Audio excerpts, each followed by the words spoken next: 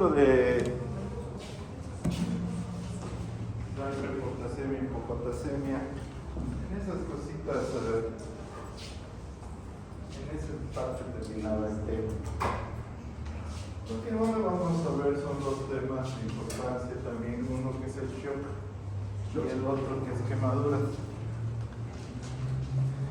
La traducción del shock quiere decir que existe una deficiencia de oxígeno a las células. Es una deficiencia tan alta que no es compatible con la vida de la propia célula. Es decir, es tan baja la cantidad de oxígeno que le llega a la célula que es incompatible con su vida. El shock, desde un punto de vista clínico, corresponde a una condición en la que existe una hipotensión arterial sostenida con manifestaciones de hipoperfusión como seroliguria, confusión mental y diaforesis. El requerimiento para que una célula esté viva es inferior la capacidad del organismo de brindarle oxígeno. Al no poder brindar el requerimiento mínimo para que la célula tenga oxígeno, la célula muere. Multiplicada por miles y miles de células, se traduce en shock. El organismo tiene diferentes formas de prevenir estas circunstancias a través de una redistribución, es decir, prioriza algunos órganos sobre otros órganos. Pero a veces la capacidad de distribución del oxígeno es superada por la patología. Si no llega suficiente oxígeno a la célula, no se forma energía, no hay formación de la ATP, que causa una disminución de la acetilcoenzima A y causando una disfunción mitocondrial.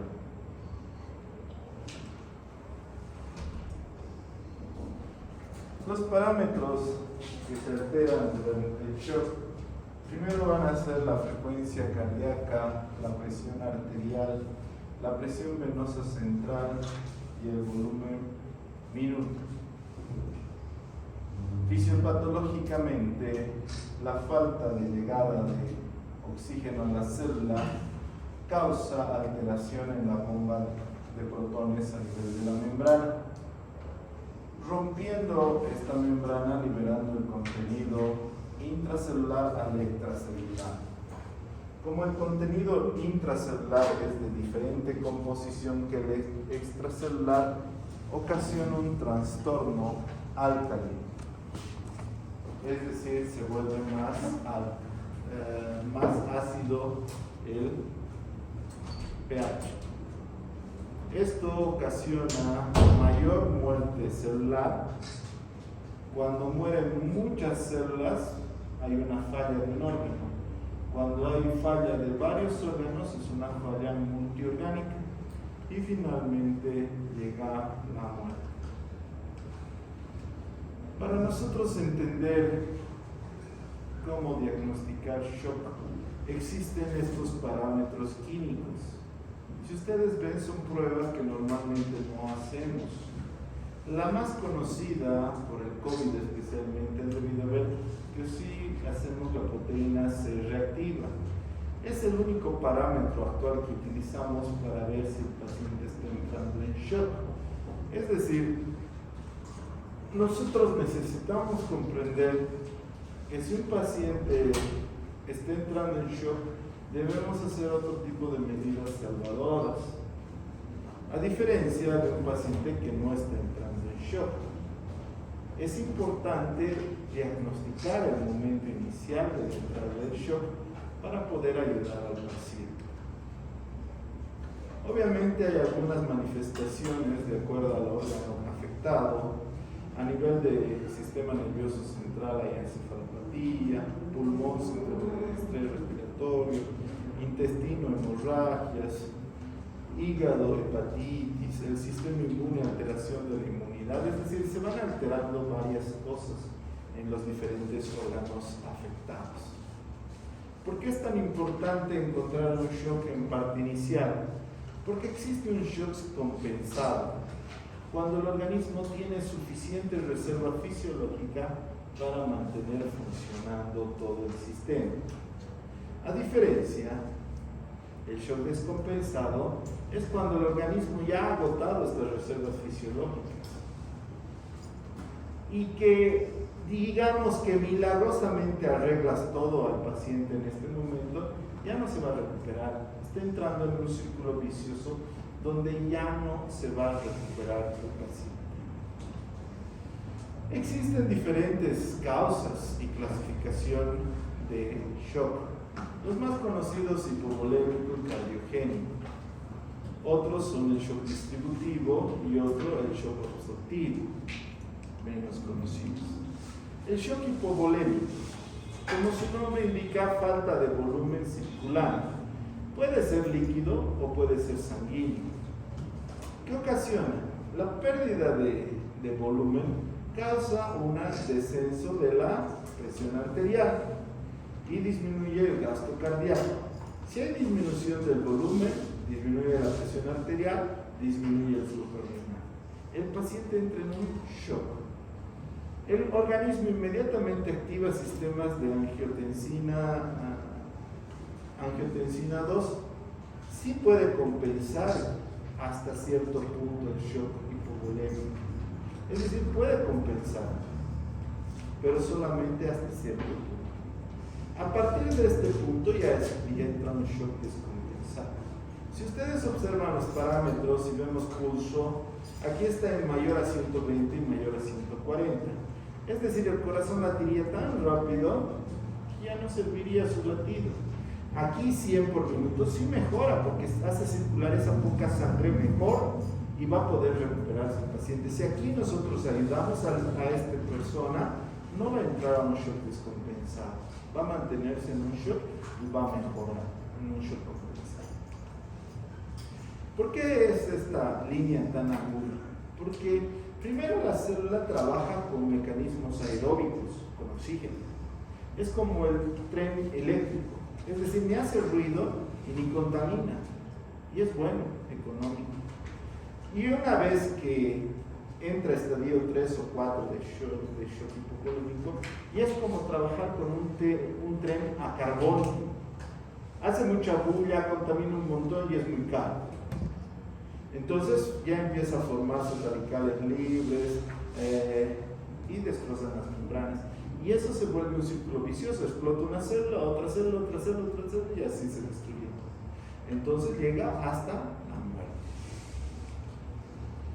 ¿Qué hacemos el tratamiento? Tenemos que cortar. Si nosotros sabemos dónde es la pérdida de volumen, por ejemplo en una hemorragia, podemos hacer un manguito, hacer hemostasis.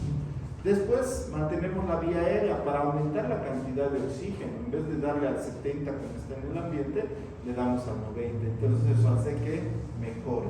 Administramos de inicial 1 a 2 litros de solución al paciente, tibia, si es adulto.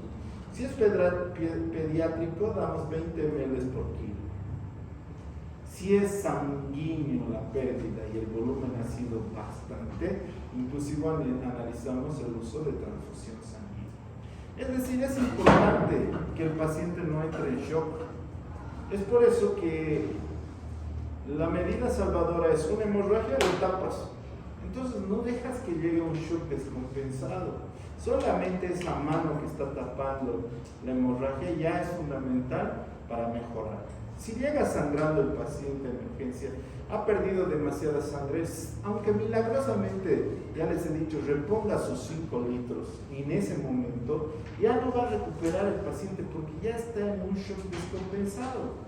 Las perspectivas de recuperación de ese paciente son mínimas. Y aparte que milagrosamente no podemos reponer los 5 litros, peor todavía. Entonces es muy importante eso, no dejar que llegue a un shock descompensado. ¿Cómo podemos ver su frecuencia cardíaca? ¿Cuánto está? Si está en 100, estamos en 1, 2. Ya si está en 120, este problema está grave. Ya está entrando en un shock descompensado. Mientras más antes corte este debacle de las células, más probabilidades tiene de recuperarse. Es por eso que les decía en otra clase, si hay vómitos y diarrea en un niño o en un anciano, yo voy a las 3 de la mañana a consultarle.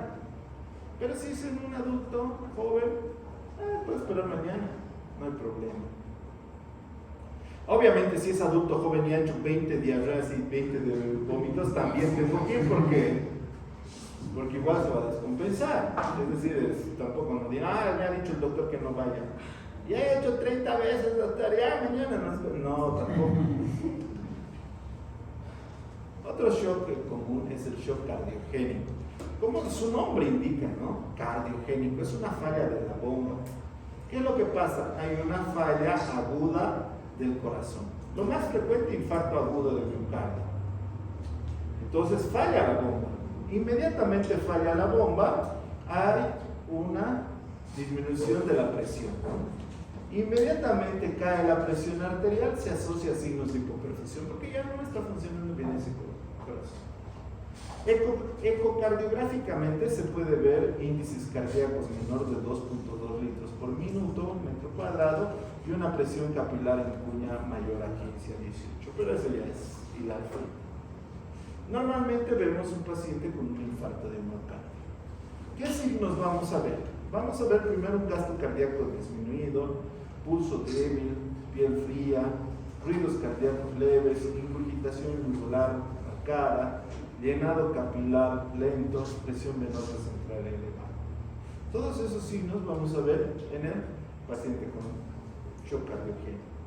Existe un mecanismo de compensación, es decir, en el estadio 1, el cuerpo puede intentar protegerse, pero por un tiempo medido. Ya inmediatamente tenemos que empezar terapias de apoyo.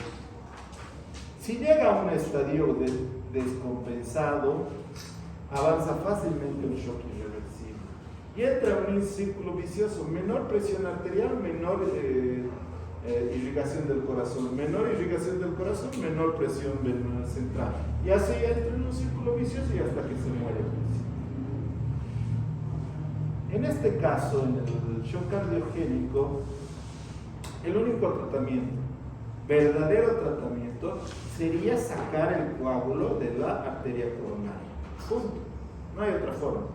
Eso se tiene que hacer. O reparar con bypass esas arterias coronarias. De otra manera, no estamos mejorando al paciente.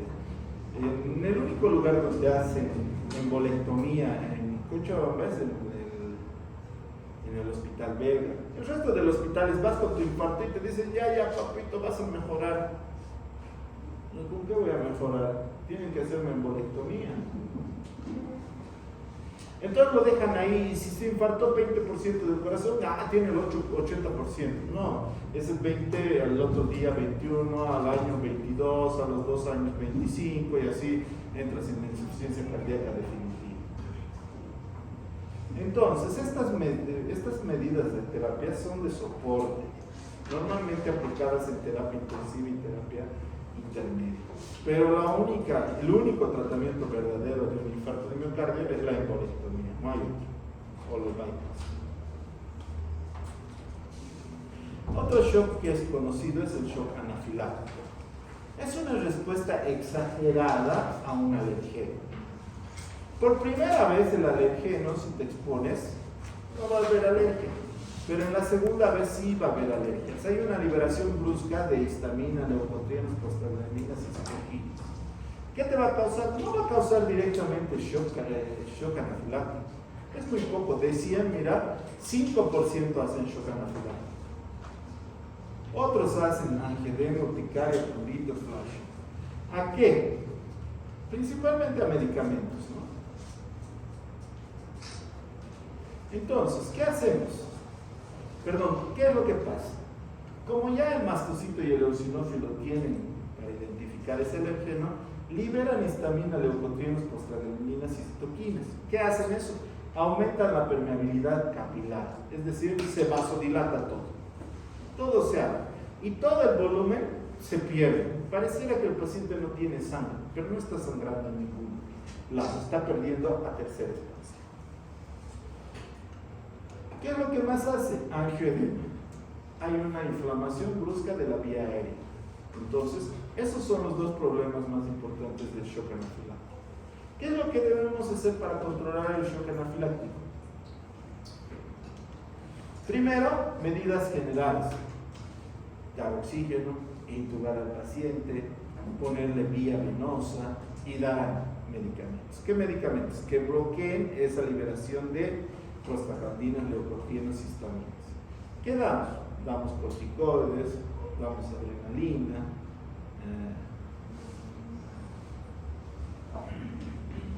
damos antihistamínicos y con eso mejora el paciente. Es decir, no le dejamos que llegue a un shock, a pesar de que el shock anafiláctico es muy poco frecuente.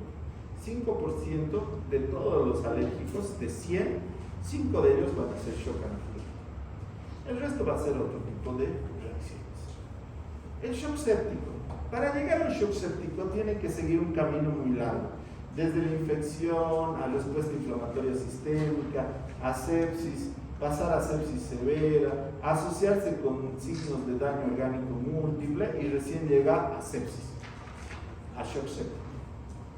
El shock séptico, su mortalidad dice que es entre 20 y 50%.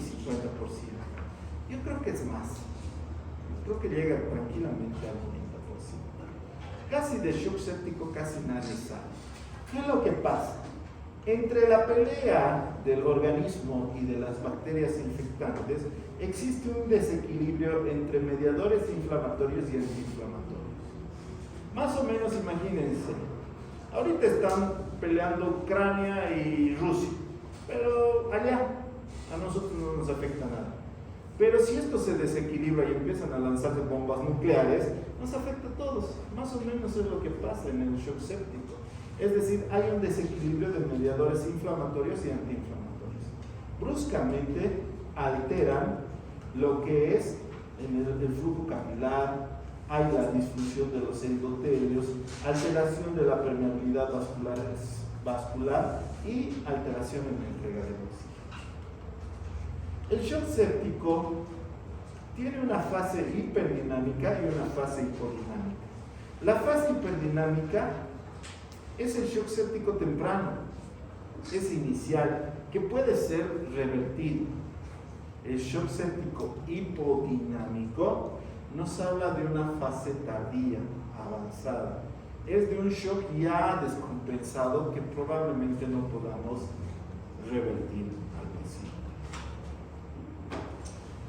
Normalmente tienen hipotensión arterial, taquicardia, vasoconstricción, oliguria, fiebre. El tratamiento es complicado, normalmente terapia intensiva, mediante líquidos, antibióticos y otros medicamentos. Shock neurogénico. Como su nombre indica, hay un control de la médula espinal a las diferentes venas y arterias, que mantiene un tono a las venas, así un tono, todo el tiempo. Si este se corta, si cortamos ese mensaje, entonces las arterias y las venas se dilatan y hay una venodilatación. Secundario a lesiones de médula espinal, anestesias, drogas y desórdenes neurológicos. Se caracteriza por una hipotensión severa por vasoplejía. Esto se traduce con una hipotensión sin taquicardia. Es decir, está hipotenso el paciente, pero no hay taquicardia. No hay una respuesta fisiológica normal a la hipotensión. No disminuye la presión del pulso y no responde al aporte de líquidos. Lo que hay que hacer, tratar el problema. ¿Qué es lo que ha causado el shock neurogénico? Un medicamento, una enfermedad, tratamos. Si no, protegemos la vía aérea y damos volumen. Otro shock muy parecido es el hiposuprarrenal. Ese tono de las arterias y las venas se mantiene gracias a a los glucocorticoides que se liberan de la glándula suprarrenal.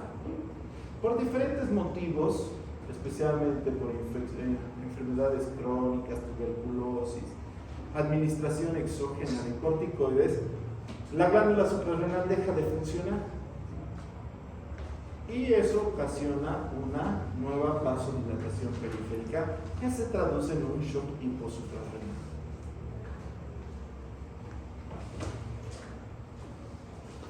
¿Dudas? ¿Preguntas?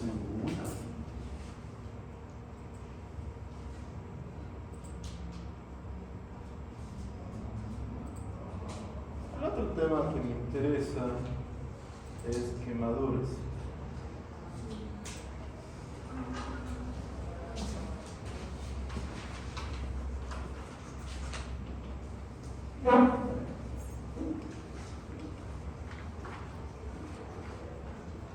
Una definición de la quemadura es una lesión por aumento de temperatura de la piel. La piel no lo consideren como un tejido, considérenlo como un órgano. Se quema muy fácilmente la piel porque es termofílica, es decir, se calienta muy rápidamente y se enfría muy lentamente. Tiene varias funciones. Las principales funciones de la piel son la de controlar el intercambio hidroelectrolítico, es decir, que no se pierda volumen ni electrolitos al exterior. Segundo, nos protege de la mayoría de las bacterias, parásitos y virus. En una piel donde no pasa. Y además otras funciones como las sensaciones de frío, calor, ardor y otras cosas que nos interesan. Las quemaduras pueden ser quemaduras térmicas, químicas, eléctricas, por radiación y biológicas. No es muy difícil saber por qué se ha quemado. Si viene de un incendio, no vas a pensar en una quemadura química. Piensas en una quemadura térmica, quemadura eléctrica, quemadura por frío, quemadura por químicos. Las quemaduras biológicas son secundarias en exposición a algunas plantas y animales. Por ejemplo, la hiedra venenosa, la medusa. Estas son quemadas, y algunos artrópodos. Estas son quemaduras biológicas. La más frecuente de las quemaduras es la quemadura térmica. Dos cosas nos interesan de la quemadura: qué tamaño y qué profundidad. El tamaño de la quemadura se mide a través de la regla de los 9 de Lund-Rowe. ¿Qué quiere decir eso? Por ejemplo, el brazo, el miembro superior vale 9. El otro 9, el tórax 18, la parte anterior del miembro inferior 9, la parte posterior 9, así son múltiplos de 9. ¿Para qué nos sirve? Para decir qué superficie corporal se ha quemado. Si se ha quemado todo el miembro superior izquierdo, 9. Si se ha quemado todo el miembro inferior izquierdo, 18. Para eso nos sirven las quemaduras. Pero las quemaduras no siempre te quemas todo, sino te quemas un pedazo, otro pedazo y otro pedazo. ¿Cómo mides ahí? Con la mano, palma de la mano del paciente. No tu palma, la mano del paciente. Entonces mides 1, 2, 3, 4, 5, 6, 7, 8% quemado. Entonces esa es la superficie corporal. Lo primero nos interesa qué tamaño se quemó. Segundo, nos interesa qué profundidad se ha quemado. Hay de primer grado hasta cuarto grado, dependiendo de qué capa se ha quemado. Primer grado, la epidermis. Segundo grado, dermis papilar y dermis reticular. Tercer grado, todas las capas, incluyendo llegando a músculos, tendones. Y en cuarto grado, normalmente no se usa, pero es la carbonización de los tejidos. ¿Cómo se ve? La quemadura de primer grado se caracteriza porque hay eritema y hay dolor. Eritema y dolor. Solo está afectada la epidermis, cura espontáneamente. Es la única de las quemaduras que no tiene por qué dejar cicatrices. El paciente hasta está feliz. Es decir, está feliz, ¿no? todo brasilero que viene a Bolivia pensando que se puede broncear en Cochabamba. El sol de Cochabamba no broncea, ¿se han dado cuenta? Quema. ¿Ven? Aquí quema. Mientras allá se ponen al sol y se broncean, aquí no, aquí te quemas. Segundo grado. Segundo grado ya se caracteriza por tener ampollas. Es doloroso y cura espontáneamente entre 15 y 21 días. Pero hay que diferenciar si es segundo grado superficial o segundo grado profundo. Si ustedes ven en segundo grado superficial, tienen varias afectos epidermis, tiene fitemas, herida húmeda exudativa, dolorosa. Y en segundo grado profundo lo mismo. Puede o no tener ampollas, pero verdaderamente, ¿cómo diferencia? La segundo grado superficial, la herida es bonita. ¿Te parece bonito, no? A mí me parece bonito. Está interesante. ¿Te preocupa? No, a mí no me preocupa. Segundo grado superficial. Segundo grado profundo. ¿Te parece bonito? Preocupa, ¿no ves? Preocupa, ¿no ves? Segundo grado profundo. Entonces, histológicamente es dermis papilar y dermis reticular. Pero ¿acaso haces el corte y mandas histopatología y te mandan? No, tienes que saber si es superficial o profunda, porque la superficial es más benigna y cura con poca cicatriz. La profunda es más grave y si se infecta hasta se complica como una quemadura de tercer grado.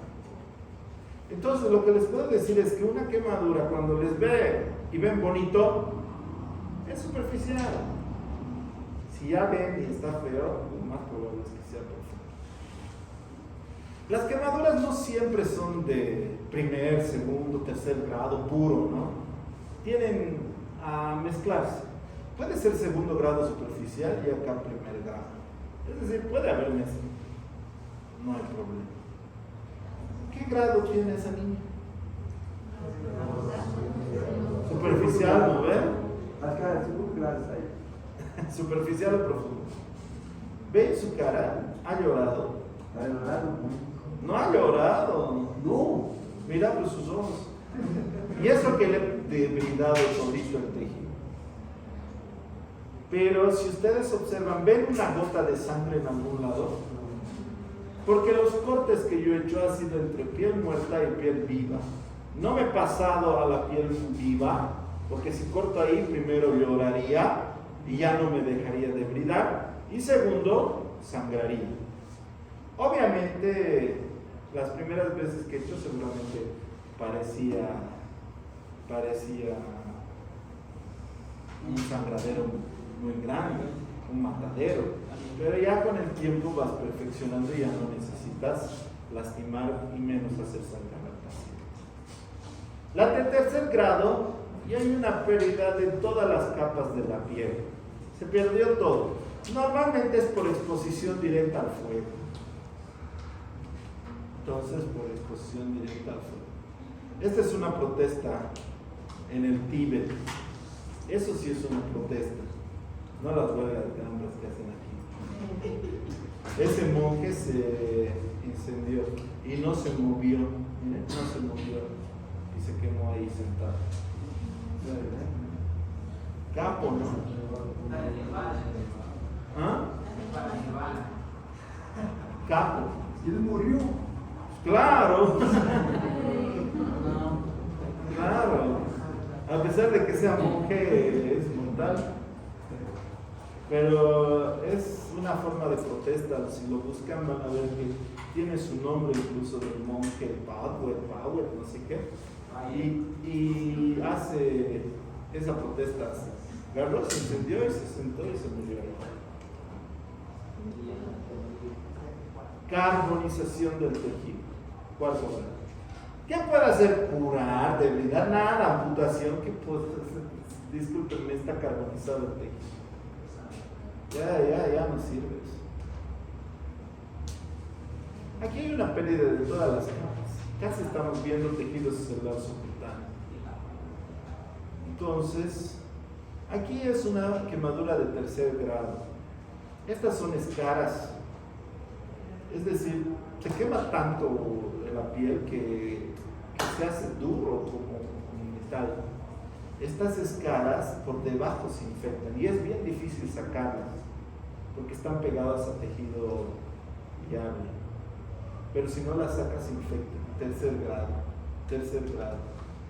Cuando es de tercer grado y es en miembro, se tiene que hacer fasciotomías porque la quemadura se inflama y se hincha el miembro, con lo que se hincha no deja llegar sangre a extremidades. Entonces, si nosotros no hacemos la fasciotomía, que es el corte hasta la fascia para que se hinche, se moriría ese miembro superior. Entonces se hace fasciotomías. Quemadura de tercer grado. Quemadura de tercer grado, más del 90% del cuerpo. No es poco probable que viva, es imposible que viva. La cantidad de células dañadas, la cantidad de tóxicos absorbidos, la cantidad de órganos lesionados, no es compatible con la vida. Pero ¿qué hacemos? No lo vamos a notar, hay que seguir atendiendo. Un paciente así, por lo menos 10.000 bolivianos día debe costar mantener. Analgésicos, antibióticos, laboratorios, enfermería, terapia intensiva, soluciones, nutrición, curaciones, reanimación. Eso. Toda herida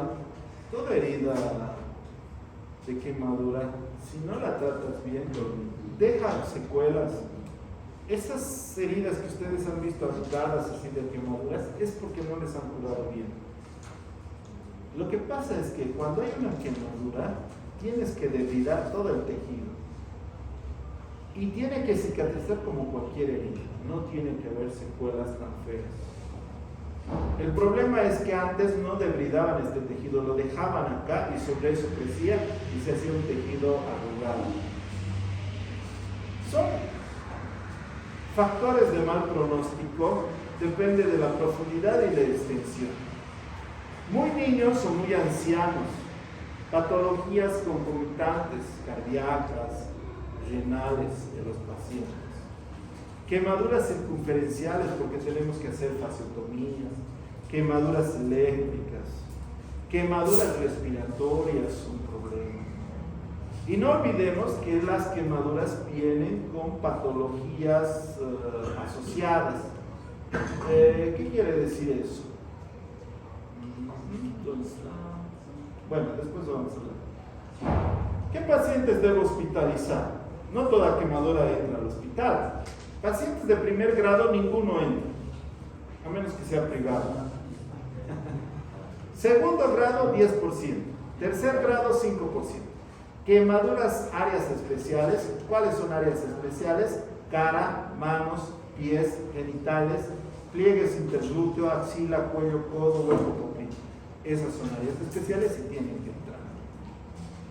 Quemaduras por electricidad, por inhalación, sospecha de maltrato, quemadura con antecedente médico. Si el paciente está quemado y amputado, por Dios, internalo, pobrecito, ya está amputado, si tiene una quemadura menos del 5% internalo, igual. Pacientes con traumas asociados. El ser humano no deja de ser un animal que tiene miedo al fuego. Si ustedes han visto las imágenes de las Torres Gemelas, han visto personas que se saltaban del piso 70 o 90, 100. ¿Qué posibilidades de estar vivos? Ninguna. Preferían morir en una caída que morir en el incendio. Lo mismo pasaría aquí. Si digamos se hace un incendio enorme acá, algunos en vez de abrir la puerta hacia este lado, la atravesarían porque tienen miedo. No faltaría otra mitad, estarían trancados en la ventana tratando de salir. No abrirían la ventana, tratarían de romper los vidrios y pasar. Si fuera más grave el incendio, hay algunos que intentarían salir por este lado, porque las personas no tienen un razonamiento lógico cuando tienen miedo. Entonces vienes al paciente, lo analizas todo y lo mandas a su casa y al día siguiente vuelve. Doctor, mi pie es hinchado, pues se ha saltado del segundo piso y tiene fractura de tobillo, pero no le has evaluado. Entonces hay que evaluar siempre sus lesiones asociadas. Las quemaduras por inhalación son un factor importante a tomar en cuenta. A veces la persona dice, yo he ayudado a sacar a todos los de la panadería que se ha quemado. Y el único que se muere es el que ha ayudado. ¿Por qué? Porque por inhalación ha quemado la vía aérea. Y entonces una vez que se quema, se dematiza. Y entonces ya no respira, ni tubo ya no entra ahí. Le hacemos traqueostomía, no, porque todo está dematizado. Entonces hay que identificar. El paciente se caracteriza porque la lengua, la boca se le pone con ceniza negra, se ausculta roncos, crépitos, secreciones, hay más tos, más proceso de secreciones del paciente. Entonces por eso se le nota. Entonces viene al paciente, agarramos, vemos y le ponemos tubo. Y el tubo, sobre el tubo hay edema, no importa, porque el tubo ya deja pasar la respiración. Mejora el paciente y se va a su casa. Entonces es importante analizar quemaduras. Cuando se trata de curar quemaduras, no es una ensalada, una quemadura. No se le pone dentífrico, no se le pone vinagres, no se le pone nada. La quemadura, si lo manchas, se pigmenta cuando cicatriza. No se pone nada de esas cosas. Una quemadura para curar, para que mejore, está apoyada en 3 pilares de tratamiento. Primero, restituir líquidos, porque lo que se pierde es líquidos. Segundo, nutrición. Y tercero, tratamiento de la herida. Llega el paciente quemado y tenemos que hacerle un examen físico completo. Asegurar la vía aérea, descartar un trauma asociado y tomar signos vitales. Importante el peso y la talla. Mientras más quemado esté, más importante es el peso y la talla. Colocar sonda Foley para controlar la diuresis oral. Colocar sonda nasogástrica cuando llega, al momento de llegar, porque después, miren, su nariz está tan quemada que le mueves un poquito y hasta un pedazo de nariz te puedes quedar en tu mano. ¿Por qué damos sonda nasogástrica? Porque tenemos que dar alimentación temprana. Esa quemadura necesita mucha energía para curarse. Entonces, al día siguiente, el paciente tiene que comer un pollo completo y apenas se está comiendo un pedazo de pechuga porque está enfermo, está quemado. Entonces, por la sonda nasogástrica podemos darle comida tempranamente. Segundo, al haber flujo a nivel intestinal, evita el sangrado del estómago. Por estrés, por la quemadura, aparecen úlceras sangrantes de Curly. Cuarto, evita la translocación bacteriana. Como las bacterias siguen saliendo con las heces, no se acumulan, porque cuando las bacterias se acumulan empiezan a pasar a la circulación de la sangre. Normalmente no pasa nada con esas bacterias, pero si hay un tejido quemado, está viniendo una Escherichia coli, aquí hay una quemadura, se queda ahí y empieza a infectarse. Entonces todo eso nos ayuda a prevenir una sonda nasogástrica. Hay que hacer exámenes completos de laboratorios, conocer general de orina, tiempo de proteína, plaquetas, proteínas, electrolitos y tipo de piel. Se debe administrar analgésicos al paciente, no intramuscular, mejor endovenoso. Dar antitetánica al paciente y reanimación de líquidos. ¿Qué quiere decir eso? Toda quemadura por encima del 15% requiere la administración endovenosa de líquidos. Sea solución salina normal, rige lactato, fisiológico, tienes que darle líquidos, porque lo primero que se muere el paciente es por el shock hipovolémico. Si tiene catéter venoso central, puedes medir la presión venosa central y darle líquidos a una cantidad que aumente la presión por encima de 15 centímetros de agua. ese es perfecto, pero no siempre tienen catéter venoso central. Entonces, ¿qué usamos? La fórmula de Parker. Muy sencilla fórmula de Parker. 4 ml por kilo de peso por superficie corporal quemada. Entonces, si tenemos paciente con 20% de superficie corporal quemada de 70 kilos, ¿cuántos ml de líquido tengo que darle? 4 por 20 por 70. 5.600, ¿no? 5.600 dividido entre 2. 2.800. 2.800 ml le doy en las primeras 8 horas.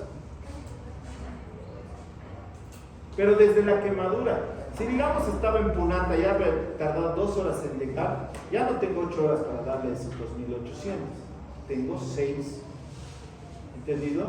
Desde la quemadura tengo 8 horas. Y la otra mitad, los otros 2.800 le doy en 16 horas. Muy sencillo, facilísimo la fórmula de Parker. No se hagan problema. Ven un paciente quemado, cuánto está de superficie corporal, cuánto pesa, 8 horas administran los 2.800. ¿Qué solución? Solución salina normal, solución Ringer lactato, solución fisiológica. Cualquiera de las tres. La que más usamos es ¿dónde está? La solución de Hammond, que es la más. ¿Es la única fórmula la que hay la de Parkland? No, hay la fórmula de Parkland-Baxter, hay la fórmula de Evans, de Brock modificada. Pero ¿cuál es la diferencia? Que en estas soluciones se usa albúmina y glucosa. No siempre en todo lugar hay albúmina, no siempre te vas a recordar los porcentajes, entonces se ha visto que no hay mucha diferencia de sobrevida con estas diferentes fórmulas, así que la fórmula de Parkland. 4 ml por kilo por superficie corporal quemada, listo. Al día siguiente, en la fórmula de Parkland, le das el 20% al 60% del volumen plasmático calculado. ¿De qué depende? ¿De cuánto está orinando? Sabemos que la diuresis uraria normalmente está entre 1 y 2 ml por kilo de peso hora. Entonces, de acuerdo a eso, le das. Si está en oliguria, le das 60%. Si está orinando normal, le das 20, 30%. Ya depende de la clínica del paciente. Entonces, 1 ml kilogramo hora, la diuresis uraria. El pulso, la presión arterial, estado de conciencia, el llenado capilar, todo eso valoras para el paciente. ¿Qué hacemos con las heridas? Primer grado, solo refrigeramos la herida, ponemos una crema hidratante y mucha agua para el paciente, nada más.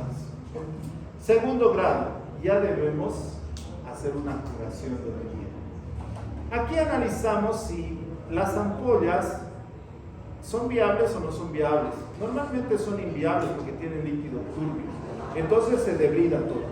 Toda piel muerta se debe debridar, no debe quedar piel muerta en el paciente.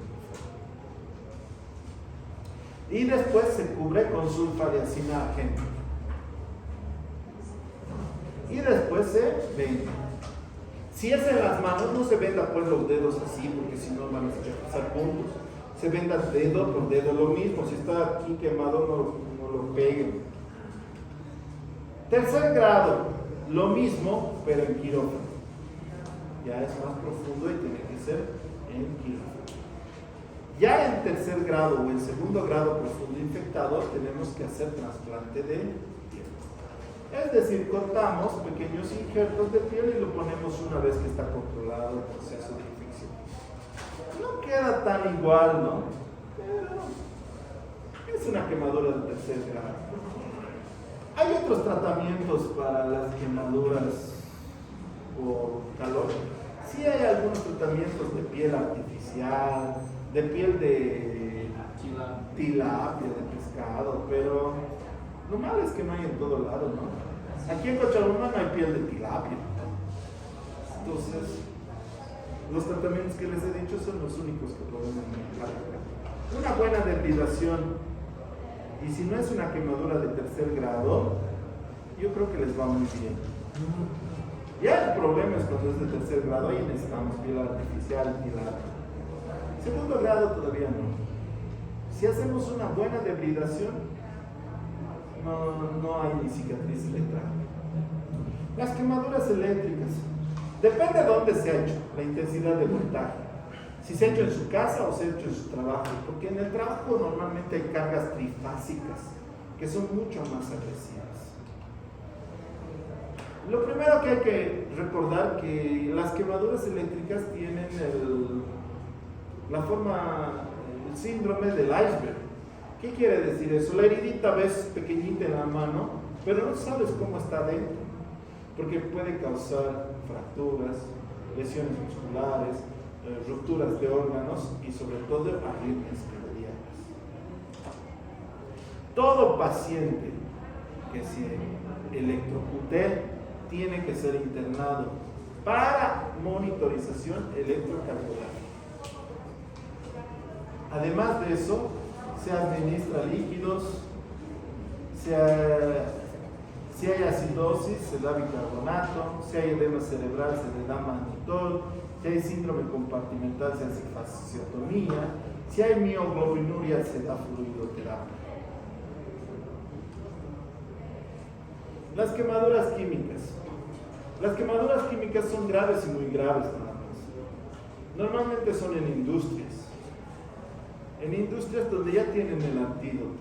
Es decir, proceden a lavarle las manos, le dan el antídoto y te lo traen en emergencia. Las quemaduras por radiación en plantas específicas. Hay médicos capacitados para radiación. Normalmente aquí máximo tenemos quemaduras por radioterapia. ¿Se recuerdan la de, no sé, si en curación les mostré una quemadura por radioterapia? Máximo tenemos eso, no tenemos más. Otras quemaduras frecuentes son las quemaduras por congelación o enfriamiento. Estos son en personas de la calle, alcohólicos, marineros, alpinistas. ¿Qué es lo que hacemos? Primero, damos analgésicos, antibióticos y calentamos el miembro.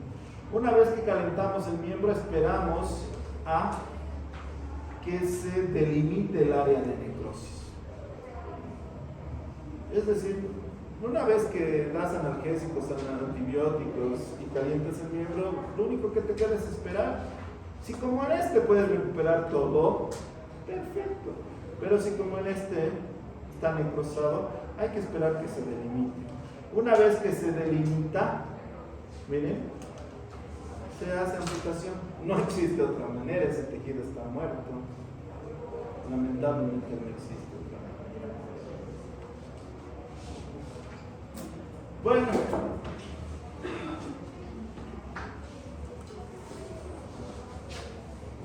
esos dos temas me interesaban más que otras cosas sobre para ustedes. El día jueves creo que es la última clase, ¿no? ¿Qué? El tema del jueves, el parcial final. Va a ser bancas y base. Cortitos esos temas. Préstame su libro, le voy a anotar los temas que lápices.